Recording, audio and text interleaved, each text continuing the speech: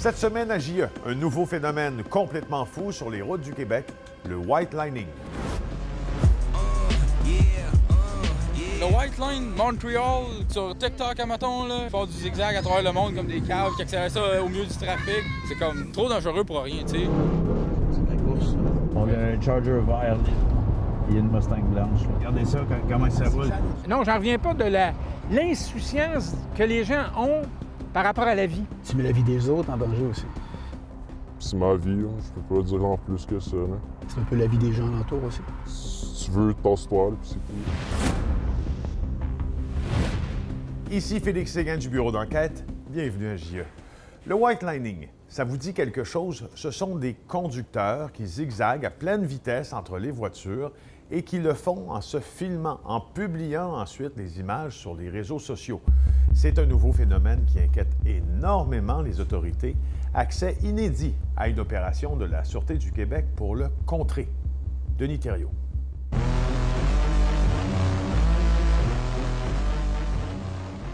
Des vidéos comme celle-ci sont de plus en plus populaires sur les réseaux sociaux. On y voit des jeunes conducteurs qui mettent leur vie et celle des autres usagers de la route en danger. Ils font des courses de rue à des vitesses qui peuvent aller à plus de 200 km/h.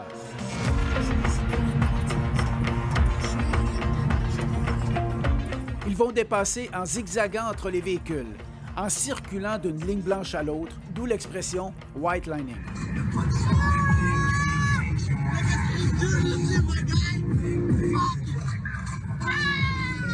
Tassez-vous, bro! Certains conducteurs vont aussi provoquer les policiers pour ensuite s'enfuir. Ces images ont été filmées par des adeptes de white lining sur des autoroutes à Montréal. Ils vont narguer les patrouilleurs de la Sûreté du Québec pour ensuite s'enfuir à très haute vitesse. Ici au Québec, Montréal Whiteline publie les vidéos des adeptes sur son compte Instagram, suivi par plus de 24 000 abonnés. Ces conducteurs représentent un tel danger que la SQ organise maintenant des opérations spéciales sur les autoroutes pour les identifier et les intercepter. L'importance de s'attaquer au phénomène alors que présentement, c'est présentement un phénomène émergent et de façon à éviter que la situation devienne nettement trop préoccupante. Opération White Line à soir, les boys and girls. Il est 21 h. Nous sommes dans le poste Montréal Métro de la Sûreté du Québec. Qu'est-ce qu'on veut? Détecter des comportements qui sont dangereux. On intercepte de façon sécuritaire, puis on travaille comme qu'on travaille d'habitude. C'est l'objectif de ce soir. Le maître chien va les accompagner pour cette opération spéciale. Mon chien fait 13 odeurs, donc arme à feu, stupéfiant. Et ça, dans le contexte de white lining, c'est très important? Absolument. Absolument, parce que dans les véhicules, il peut en avoir. Nous montons à bord d'un véhicule qui n'est pas identifié. Ça nous permettra d'être plus discrets dans le trafic pour détecter les comportements dangereux. Pour les unités White Line, on va se concentrer dans le milieu, là. Dès le début de l'opération, le sergent André Belletête, le chef d'équipe White Line, répartit ses effectifs. Je veux avoir des unités côté nord de la 15, des carrés, puis je vais avoir des unités le côté sud de la 15. L'autoroute des carrés, c'est sûr que c'est un des terrains de jeu qu'on a ici, là, parce que, bon, c'est central. Les adeptes de White Lining se sont d'abord rassemblés dans le stationnement de ce restaurant situé le long de l'autoroute des Carrés. Actuellement, là, tu vois, il y a des rassemblements. On a une clientèle de bolides un peu plus luxueux. Là. Les gens vont aller là, vont se rassembler, puis ils vont soit d'un point à l'autre ou ils vont aller courser. 15 sur 68, moins 7. Personne d'intérêt en bas. En peu de temps, un premier cas de white lining est constaté sur l'autoroute des Carrés. Oui, t'en arrêtes, on va se rapprocher nous autres. Là. Ils ont détecté un comportement, comme qu'on mentionnait tantôt, c'est un comportement qui pourrait être dangereux. Le chien n'a pas détecté ni arme à feu, ni arme à drogue. feu, effectivement. Mais il va y avoir de la contravention. Effectivement, oui. Fait que c'est une infraction d'avoir fait des zigzags sur l'autoroute. Petit monsieur, petite madame là, qui circulent, puis À un moment donné, il y en a un qui traverse ça d'en face, c'est sûr et certain que, tu sais, il peut breaker, il peut donner un coup de volant, il peut avoir une réaction spontanée qui pourrait occasionner un accident, là. Donc, le white line, c'est ça, dans le fond. Bien, ça fait partie là, du white line. Pour les white lines, là, c'est possible de vous rendre là, dans le coin de Lindsay, Guénette, Ville-Saint-Laurent. On aurait des courses de véhicules là, montés. Là. Pour savoir où se trouvent les adeptes de white lining, le sergent Belle-Tête garde le contact avec ses patrouilleurs et aussi avec le service de police de la Ville de Montréal. Timmins, Henri Bourassa, vingtaine de véhicules là, qu'on serait par là. On se rapprochait dans ce secteur-là. Bon. Nous roulons sur l'autoroute métropolitaine. Ah, derrière, il y a quelques véhicules qui pourraient être intéressants, puis je pense qu'il y en a un qui n'a pas de plaque. 5 voitures se préparent autour de nous à faire du white lining. Les conducteurs ignorent qu'ils s'apprêtent à commettre des infractions devant les policiers. C'est la course. On a deux qui courent, nous autres. On a un Charger vert et une Mustang blanche. Check la box, c'est pas passé. 4 autos qui courent, 4 autos, 74.6, 74.6 à 40 en ouest. Regardez ça, comment ça roule. Ça, c'est du white line. Regardez qu'est-ce que... Ça, c'est du white line. C'est malade, hein? C'est pas mal. Photographier les plaques d'immatriculation et les visages des conducteurs permettra d'avoir une preuve solide s'il y a contestation en cours. Regarde, si vous l'avez, là, vous pourrez les intercepter eux autres. On a toutes les plaques, là, s'il y a quelque chose. Des voitures patrouilles se rapprochent pour intercepter les véhicules qui font la course. Seulement pour les véhicules qui coursaient, on va procéder avec la suspension de permis pour les conducteurs. On n'aura pas de remisage, je pense que les passagers vont prendre le volant. Moins d'1 kilomètre plus loin, nous sommes dépassés par 2 BMW qui zigzaguent dans le trafic, encore du white lining. OK, fait que lui, il fait du white line. Vous n'êtes pas capable de l'intercepter, mais vous avez son visage puis sous enquête. Exactement. C'est une nuit très mouvementée pour la police. Il y a des courses et du white lining un peu partout sur les autoroutes de l'île de Montréal. Des adeptes qui ont répondu à l'invitation publiée 2 jours avant sur le compte Instagram Montréal White Line.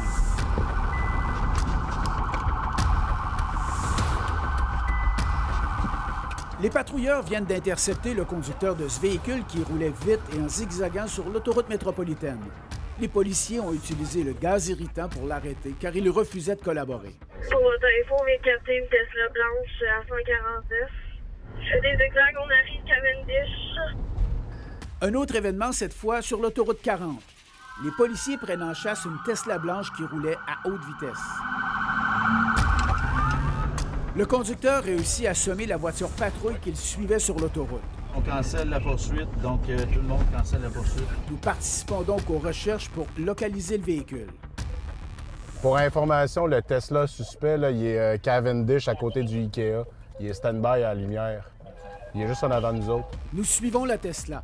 Le conducteur ne sait pas qu'il est suivi par des policiers, car nous sommes dans un véhicule banalisé. Regarde, on va te pogner à la plaque, là. Avancez, voir. Tesla, plaque Ontario. C'est possible d'aviser le SPVM. On est à la lumière rouge, là. Nous le suivons durant plusieurs minutes. D'autres véhicules patrouilles se rapprochent.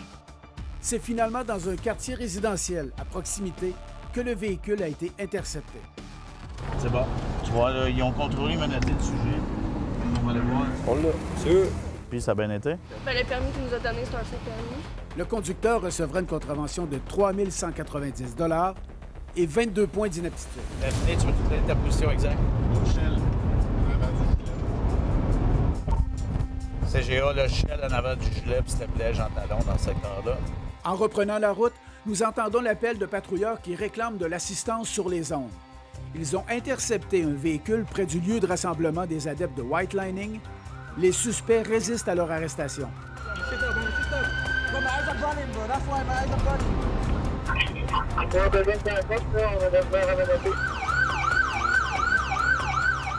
À notre arrivée, les 2 hommes venaient tout juste d'être arrêtés. Les policiers ont dû utiliser un taser, une arme à impulsion électrique, pour maîtriser un des 2 qui avait une arme dans son sac à main. Il y avait un tie wrap sur la plaque. On enquête la plaque est volée. On va checker en dessous. On voit qu'il y a l'autre plaque, fait que j'ai coupé avec le tie wrap. Les policiers ont dû placer un sac anti-crachat sur la tête du conducteur récalcitrant. Les deux individus, l'occupant à bord, là, sont arrêtés actuellement pour possession d'armes à feu, puis recel. Le White Line, c'est gros. Hein? Il y a autre chose, comme vous pouvez voir, on a intercepté un véhicule pour une plaque qui était volée. Puis ça a donné qu'on s'est ramassé avec un arme à feu, de la drogue. Durant cette opération qui a duré 6 heures, les agents ont remis 19 contraventions. Les conducteurs ont écopé d'amendes totalisant 10 000 $ et une soixantaine de points d'inaptitude.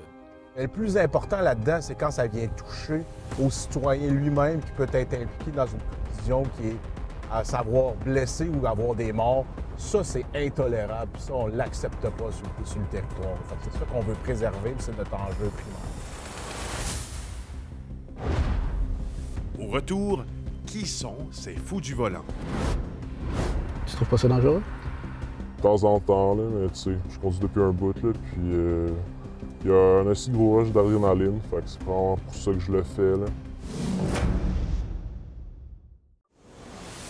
Vous pouvez rejoindre l'équipe de JE par téléphone au 888-822-5353 ou par courriel à l'adresse suivante: je@tva.ca.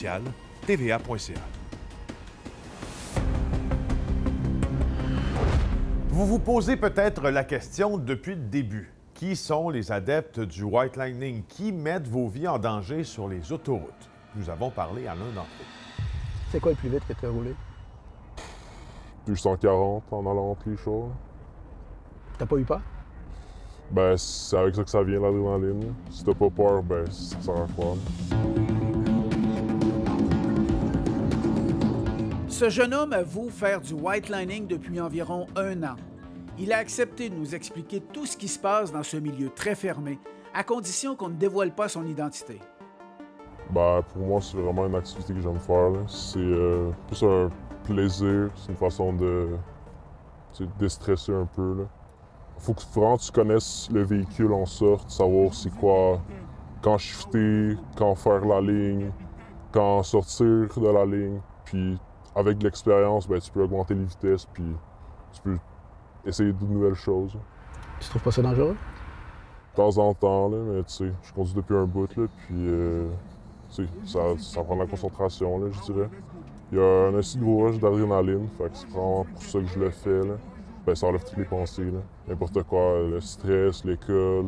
Tu penses pas au danger que ça peut représenter aux gens qui sont en avant de toi et tout autour de toi?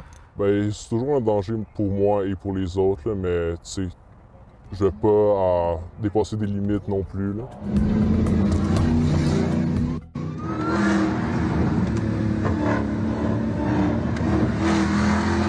Est-ce qu'il y a beaucoup de conducteurs comme toi qui font ça à Montréal, dans la région de Montréal, à ta connaissance? Certainement, là. Beaucoup.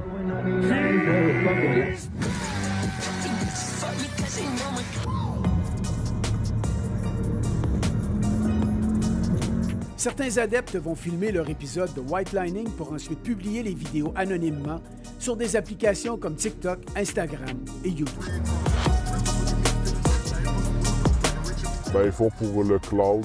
Ils essaient de chercher une reconnaissance pour ça. Ils veulent des likes, ils veulent plus d'abonnés, ils veulent des vues. Ils veulent tout. Ça paye bien aussi.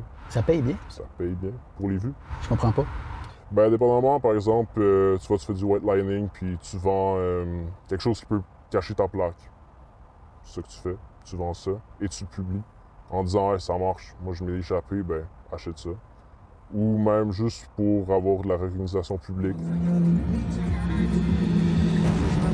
Les profils, on parle de conducteurs masculins majoritairement qui sont âgés de 18 à 30 ans, qui vont conduire des véhicules de haute performance qui font souvent l'objet de modifications.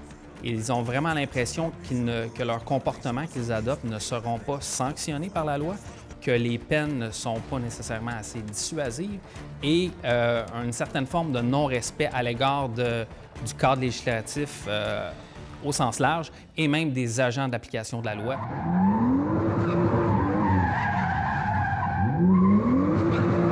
Je suis estomaqué de voir ça.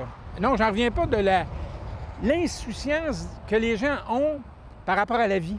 Pierre Bellemare est un expert en enquête et analyse de scènes de collision, depuis plus de 30 ans.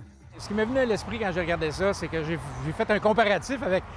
J'ai dit, c'est comme me mettre dans les mains d'une personne une arme semi-automatique, puis il déciderait de tirer. À un moment donné, il va pogner quelqu'un, là. Il va attraper quelqu'un. On dirait que ces gens-là, so what? On est dans un jeu vidéo. Ils sont dans un jeu, ils sont dans une réalité, dans une troisième dimension où on n'est pas là. Je comprends pas. Le reconstitutionniste estime que ceux qui font du white lining n'ont pas conscience du danger qu'ils représentent en roulant à haute vitesse, comme ils le font. Quand il y a quelqu'un qui s'en vient, quand tu regardes dans ton miroir, tu vois deux lumières. Alors, tu vois pas la vitesse à laquelle il s'en vient. Alors, tu peux faire une manœuvre qui va dire, oh, bien, je vais me tasser à gauche, j'ai le temps. Bien non, tu n'as pas le temps, il s'en vient à 237 km/h. Alors là, on est dans le 50, on est dans le 75 mètres à la seconde. Tu n'as jamais le temps de réagir à rien. Alors, imagine quelqu'un se tasse à gauche, te frappe à 200. Toi, tu pars comme une boule, tu ramasses le restant comme un jeu de quilles. D'entrée de jeu, c'est criminel. C'est une conduite dangereuse, en vertu du code criminel. C'est clair, c'est net. Puis tu mets la vie des autres en danger aussi. C'est vrai. Mais d'habitude, je fais ça le soir. Fait que dépendamment, il y a moins de personnes, je dirais. Mais tout à l'heure, tu disais avoir zigzagué à quoi, 200? Ouais, de temps en temps, ouais, c'était un peu con de ma part, là, mais tu vois, c'est comme ça un peu que j'agis, là. C'est peut-être la personne que je suis. Tu es conscient que les gens qui t'écoutent te jugent sévèrement? C'est ma vie, là. Je peux pas dire en plus que ça, là. C'est un peu la vie des gens alentours aussi. C'est ma décision, là. Genre, si tu veux, tasse-toi, puis c'est tout, là, plus que ça. Qu'est-ce que ça te prendrait pour arrêter de faire ça? Vraiment pour me faire attraper, ça devrait me calmer, mais autre que ça, ben, pas grand-chose, là. Dans un instant, une solution pour calmer les adeptes de vitesse. Je m'énerve pas sur le chemin où je roule pas, fait que... ça, c'est à la place, ça, c'est sécuritaire, puis faites pour ça.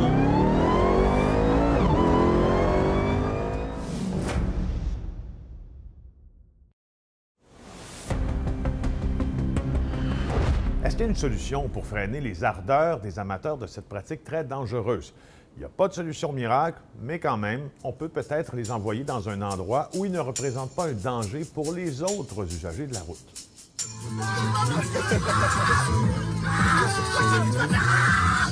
Quand on fait de la course, c'est pas un jeu. On fait du sport automobile. Et c'est pas un jeu de mettre la vie des autres en danger. Bertrand Godin dénonce ouvertement ceux qui mettent la vie des usagers de la route en danger en faisant du white lining.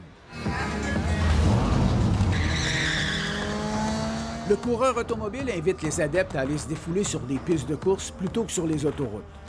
Si on remonte en 1985, quand j'ai eu ma première voiture, j'ai fait la même chose. Je voulais impressionner un ami. J'ai rentré dans un virage à 170 km/h. J'aurais pu tuer mon ami, j'aurais pu me tuer aussi. Puis là, c'est là que j'ai compris que c'est pas sur les routes qu'il faut faire ça, que c'est sur un circuit.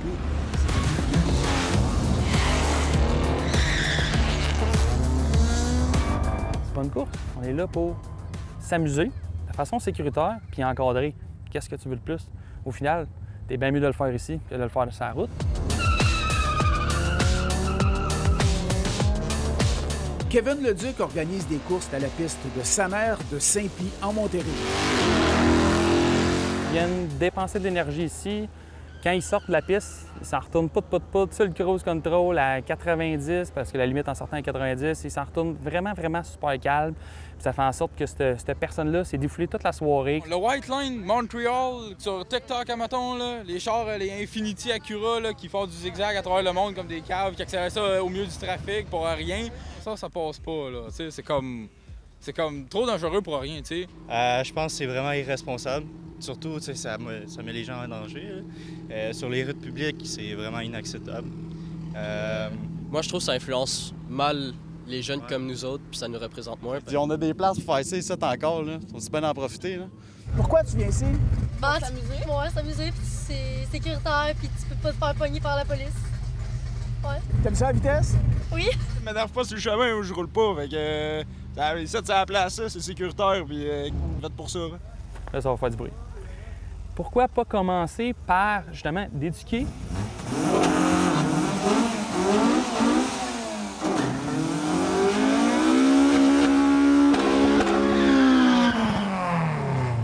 Donc, pourquoi ne pas éduquer les gens dès le plus jeune âge, de dire, parfait, vous avez une piste de course à 15 minutes. On en a une ici à Sonner. On en a une à...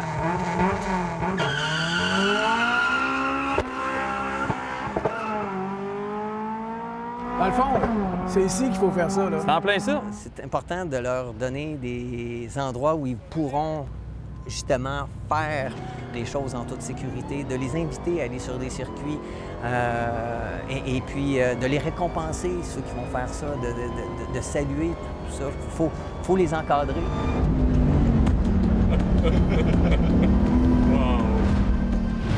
Notre bureau d'enquête s'est intéressé aux plus dangereux conducteurs de la province. À quelle vitesse roulait-il et qui sont les récidivistes de la conduite dangereuse? Vous allez trouver ce dossier sur le site web du Journal de Montréal et de Québec en scannant ce code QR. Je vous rappelle que l'émission est diffusée à LCN les samedis et dimanches à 13 et 19 h, ainsi qu'à TVA le dimanche à 22h30. Vous pouvez aussi la revoir en tout temps sur la plateforme TVA+. Maintenant, si vous détenez de l'information et que vous croyez qu'elle mérite qu'on s'y attarde, contactez-nous. Vous pouvez même me joindre par message texte à mon numéro personnel. Et si vous avez peur de parler, je m'engage à protéger votre identité. Ici Félix Séguin. Merci d'avoir regardé JE. Nous serons de retour la semaine prochaine.